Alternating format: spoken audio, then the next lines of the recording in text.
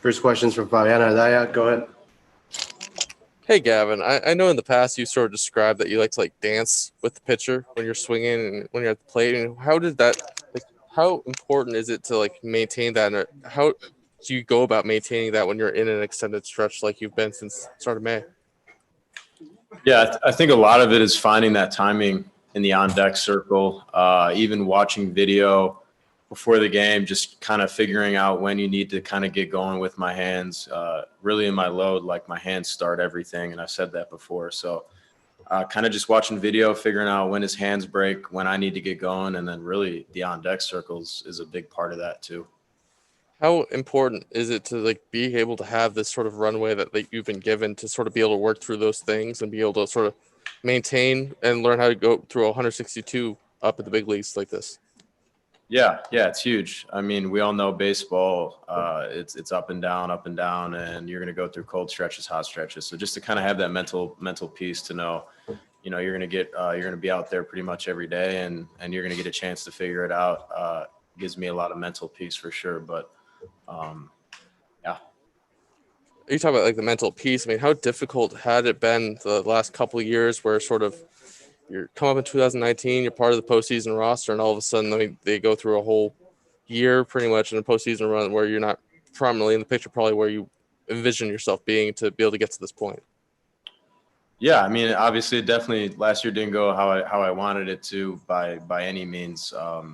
But at the end of the day, it was probably a good thing to learn how to deal with some stuff and deal with failure. But yeah, I think really just having that mental freedom that, even if you struggle and go through some stretches, it's all right because you're going to still get the chance to play and figure it out. So, how much did you call upon that during April when maybe it didn't get off to the start that you wanted?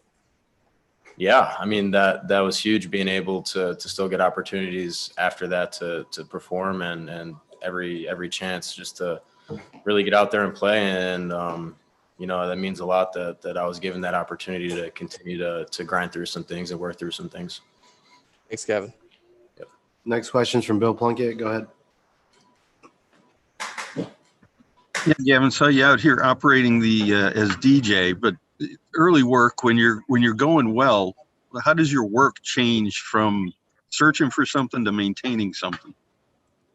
Yeah, I think that's a big part. I'm not necessarily we always use the word search. I don't know if searching is the right word, but just trying to feel as comfortable as possible. And then once you find that, like you said, maintaining it every day, when you get in the cage, you're trying to feel, if you feel good the day prior, figuring out why, and then trying to build on that and then continue to feel that. And as we know, baseball is such a game of little adjustments where, we know if we're coming to town and we're playing somebody, how they pitch certain guys, there's more adjustments on the approach side right now than mechanically, which is a good thing. That's when you kind of know you're in a good spot mechanically. 2 weeks into June, how much do you guys look at the standings, if at all?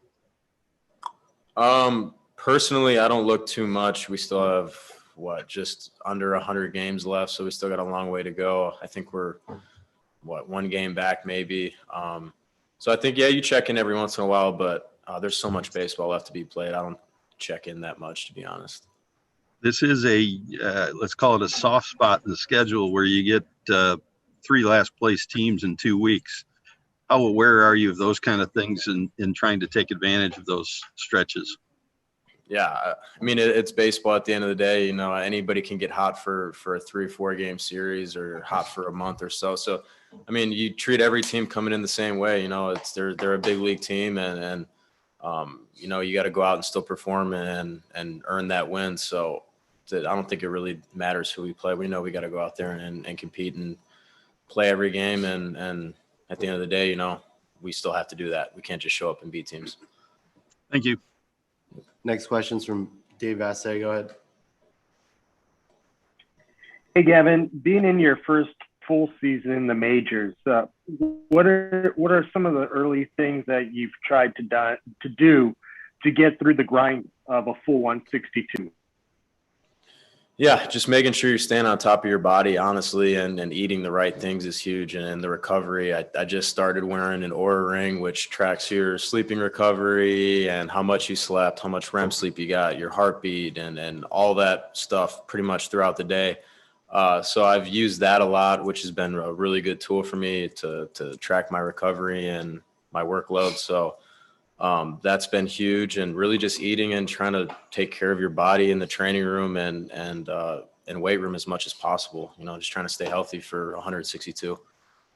Even though we're only in June, have you found the mental side of the grind be the most challenging?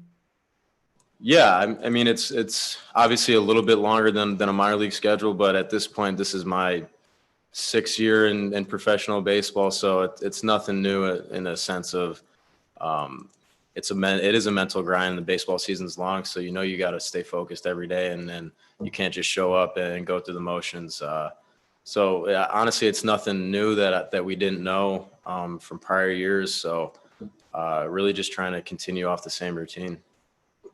Gavin, without Muncy in the lineup for who knows how long, and with all the guys in and out with injuries, is it important, or has it been important for yourself and others to try not to carry that weight all by yourself? And do you feel like at times maybe that has caused inconsistency with the lineup?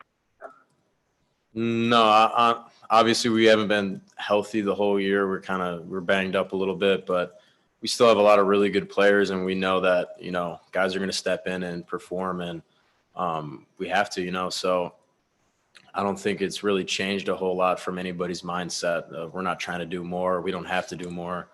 We got a lot of really good players, and we just got to keep playing team baseball and passing the torch down to the next guy. And we know we got to do that.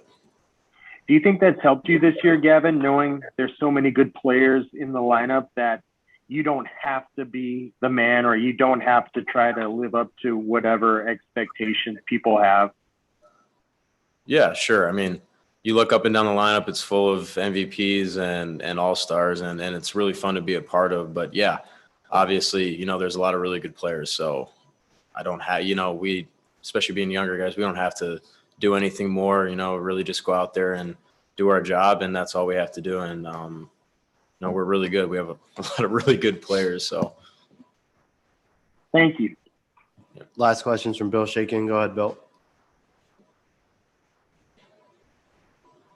Yeah, Kevin, just wanted to ask, what do you remember about your first game here from looking up and seeing all those people in the stands? Yeah, I remember 2019, like looking straight up and being like, wow, that like there's a lot of people here. So what, June 15th is full capacity. So, tomorrow? Yeah, tomorrow, full capacity. So it's going to be fun when this place is packed like that. It's definitely a special place to play, and the fans get so loud, and the stadium's massive. So when it's full, it's special, and I think everybody in our clubhouse is super excited to get back to that. Thank you. Thanks, Gavin. Thanks, everybody.